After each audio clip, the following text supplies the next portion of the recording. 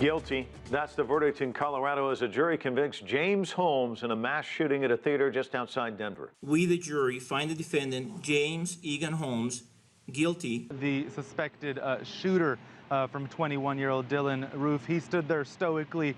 New sign, Saeed Farouk, who unleashed a massacre along with his wife on the U.S. West Coast. We are finding out a lot more about this husband-wife team that carried out the attack. Saeed Farouk was apparently in touch with suspected terrorists. Well, it certainly seems like a straightforward part of reporting the news. Yet in each of those cases you just saw, CCTV America's newsroom had to decide how much to focus on the suspect in a mass shooting rather than the victims. Some news anchors or presenters on other networks have taken a stand, refusing to name the killers. They say by doing that, the killers gain notoriety. Among those anchors, Megyn Kelly of Fox News.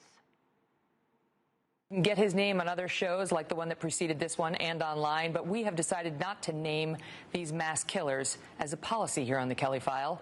Too often it is infamy they seek, and we decline to help.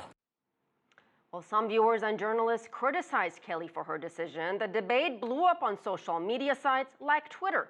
Kelly wrote that a colleague at a competitor network told her, "We must identify him because that is our job." She says, no, print media can name the shooter.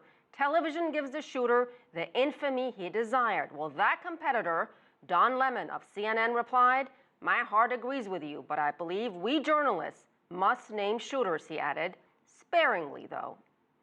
Debates rage on not just on social media, but in newsrooms, as we mentioned. Take, for example, Anderson Cooper. He's at the same network as Don Lemon, yet they have totally different opinions. Cooper explained his in an interview with Extra.